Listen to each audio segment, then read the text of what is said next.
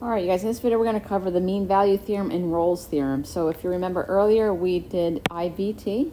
So IVT was a theorem that basically said that if a function was continuous, so continuous function, so let's say I had A is here, B is here, let's say f of A is up here, and f of B is down here. Because it's continuous, what IVT says is that it's going to hit every y value between f of A and f of B at some point. Okay, so typically we could use it with maybe, does this have a 0 or an x-intercept? If we could show that f of A is above the x-axis, and if we could show f of B is below, so we could say f of A is positive. If f of B is negative, then we could say at some point there has to be some c value between A and B. So C would be somewhere between A and B, doesn't have to be in the middle, that it is eventually going to have to cross to get to B. So that was IVT. So the prereq for IVT is it must be continuous on a closed interval. So continuous on a closed interval. All right, so now MVT, mean value theorem. So this is probably the most important theorem of the three that we're going to learn this year, but it has to do with if a function is continuous, so it has to be continuous on a closed interval, differentiable on an open interval. What it says that if there is a secant line, so I'm going to show you down here. So if we have a secant line, a slope, so if we have a slope between 2 points, what MVT says is there's some point in here where, let's say I drew a tangent line. That tangent line is not parallel to my secant line. Well, let's say I come a little bit more angled up here. I drew a tangent line. It's still not parallel to this. Let's say I came over this way a little bit. Still not parallel, but I'm getting there. There's one single point that I could draw a tangent line that's parallel to my secant line, and that point is going to be C in between. Okay, so again, it has to be continuous on a closed interval, differentiable on an open interval. So that's what this is saying up here. So f prime of C is the slope of my tangent line. So this is slope of tangent line. This is the slope of the secant line. And we want to find that C value at which those two become equal to each other. All right, so let's go ahead and work the first example. So it says apply MVT. First, make sure the hypothesis is true. So it depends on the question. Sometimes they tell you in the question it's continuous. In this case, it's not, but we could say that this function is really just a polynomial function. So we have x cubed minus x squared minus 2x. So there's no asymptotes, there's no fractions, there's no square roots, there's no domain restrictions, there's no asymptotes, jumps, holes, gaps in the graph. So we could say that it's continuous. So this would be continuous on the closed interval, and it's differentiable on the open interval. Okay, so what that means is the slope of the tangent line is equal to the slope of the secant line at some point. So let's start with the slope of the secant line. So that's just slope. So it's going to be, so slope, I'll put slope of secant. It's going to be f of 1 minus f of negative 1 over 1 minus a negative 1. So f of 1 is going to be equal to negative 2 minus f of negative 1, which is 0, over 2, which is negative 1. So the slope of the secant is equal to negative 1. Okay, so what I want to do is find out where the slope of the tangent line equals to negative 1. Because MVT applies, I know that there is a point. I just have to find that point, that x value or the c value. Okay, so when they're asking for the c value, they're really just asking for that x value. All right, so let's do f prime. So f prime is 3x squared minus 2x minus 2. So I want to know when that is equal to negative 1. So 3x squared minus 2x minus 2 equals negative 1. 3x squared minus 2x minus 1 equals 0. So we're going to get 3x plus 1, x minus 1. So we're looking at negative 1/3. And 1, now we're going to throw out the 1 here because remember it's on an open interval. So the endpoints could never be an answer for NVT. So your C is equal to negative 1/3. All right, in this one, we cannot apply MVT. So MVT does not apply. So we have x equals 1 is a vertical asymptote, so it's not continuous at x equals 1. All right, for this question, this is an AP question.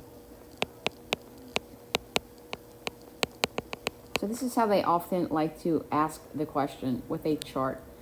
So this is the slope of the tangent line. So they're telling us this is the slope of the tangent line. So they just want us to show, again, it's differentiable, so therefore we know it is continuous, and it is differentiable. So explain why there is a C value on which the interval 1 to 10, such that f prime of C equals 2. So we need to show that there is a secant line that's also equal to 2. And that's typically how it works. They're going to give you one end of it. Either they give you the tangent line, you find the secant line, or vice versa. And then sometimes we have to find the C value, but not always, okay? So we're basically looking for a slope between 2 points that equals 2. So you could sort of go through the chart here and see if I could come up with some combination of 2 points where I get a slope of 2. I would say most of the time it comes from the endpoints. So I would say check endpoints first. So if I check the endpoints, I would do f of 10 minus f of 1, and that's going to be over 9. And I'm hoping that that is equal to 2, and I think it is, because you're going to get 16 minus a negative 2 over 9, 18 over 9, which is 2. So by MVT, so this verifies it, because that's your justification. You must show this on the AP exam. So you, even if you know it, you must show it. So you must show for points. And then your answer is your explanation. So the answer would be yes. We could say by MVT,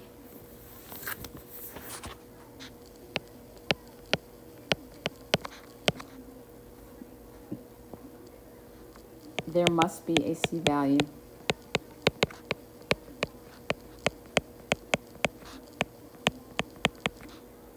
where f prime of C equals 2. All right, now we have Rolle's theorem. Okay, so this one's not used as much. If I had to rank them, MVT is first, IVT is second. Rolle's theorem would be third, and probably extreme value theorem, which we did in 3.1, would be fourth. So Rolle's theorem, you can use it sometimes, but again, not as prevalent as MVT. So what Rolle's theorem says is that if you have same thing, so continuous closed differentiable on an open interval, if f of a equals f of b, so that would be like something here. So if they're the same height, if it's differentiable, then there is a point where the derivative equals 0. So if you look at this, so this would be a relative max. So this is also a relative max, but this is not a differentiable function. So you cannot apply Rolle's theorem to this, okay? So because these are the same heights and because it's differentiable, there can't be a sharp point or a cusp up here. So it's going to have to take on this smooth curve, which means that the slope is equal to 0.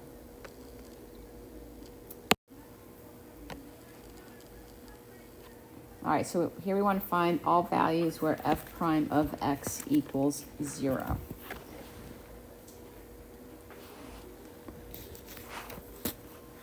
So we could simply just find the derivative here. So I'm going to do f prime of x is equal to 4x cubed minus 4x. So I want to know when that's equal to 0. So for x, we get x squared minus 1. So when x is 0 and x equals plus or minus 1. So these are the 3 points where the slope is equal to 0. Now, if we wanted to, so kind of a weird question. If we wanted to incorporate Rolle's theorem into this, I know it's not explicitly asking you to do that. We could check the endpoints here. So for example, f of negative 2. If I did f of negative 2, I'm going to get 16 minus 8, which is 8. If I did f of 2, I'm going to get the same thing, right? Because it's all even exponents, so we're going to get 8. So therefore, f of a equals f of b. This is a continuous and differentiable function. So therefore, c is equal to 0, 1, and negative 1.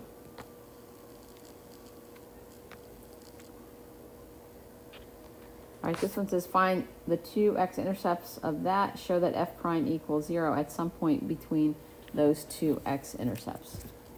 Okay. All right, so let's start with finding the x-intercepts. So to find the x-intercepts, we're going to set y equal to 0. So we get negative 3x, and then square root of x plus 1 equal to 0. All right, so I'm going to find the x-intercept. So the x-intercept here would be x equals 0, x equals negative 1. So all we're really doing is coming up with the interval that we're looking at this function. So it's going from negative 1 to 0. So if we could, well, first state that it's continuous and differentiable on this interval, right? That's all we care about. This isn't continuous forever, but on this interval it is. So we would say that f of x is continuous, differentiable, negative 1 to 0, or we could say from negative 1 to 0. We could probably separate it continuous on the closed, differentiable on the open interval. So all I would need to do is to show that at some point they have the same y value, which we know they do, right? We know at the x-intercept they have the same y value because the y value is 0, they're x-intercepts. But let's just show that. So we could say, f of negative 1 is equal to 0. If I plug it here, f of 0 equals 0 if I plug it here. So by Rolle's theorem,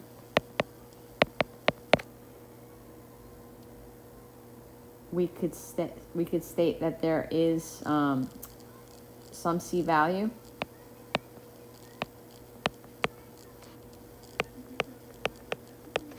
where f prime of x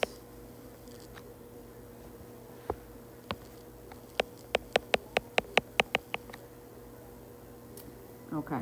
So I don't think in this question they're asking you to find the c value. If you had to find the c value, which we're not going to do it, I did it in my notes. It's kind of long, but you would first want to find the derivative. So we'd have to do f prime of x. So to do f prime of x, you're going to have to do the product rule, and then you've got the chain rule in there too. So when you do the derivative of this, you get negative 3x. Actually, let me simplify it. You get negative 9x minus 6, and then over to square root x plus 1. So that's the derivative. So what I would want to do is figure out where this is equal to 0.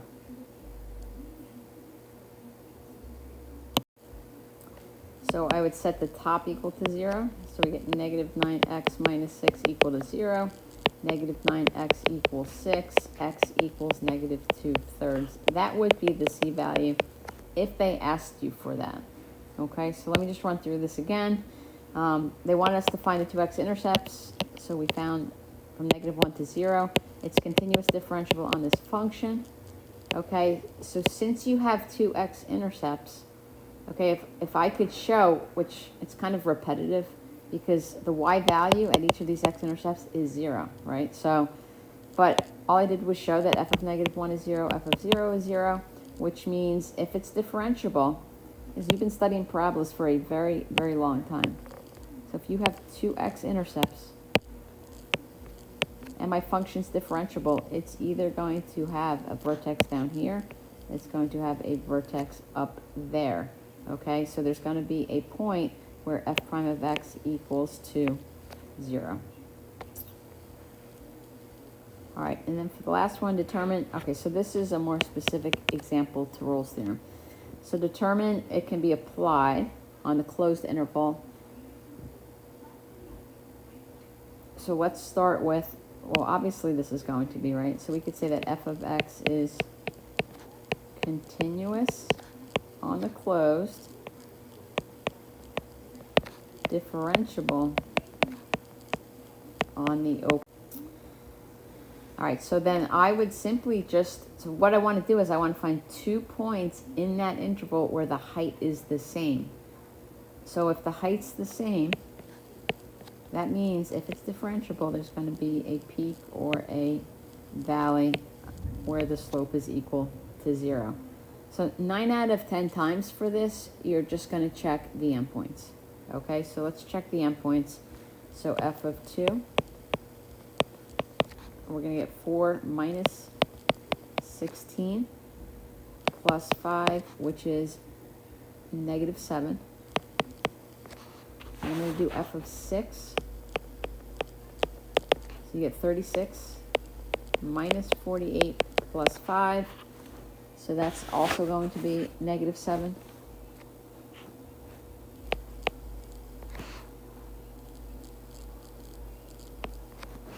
All right, so f of a is equal to f of b.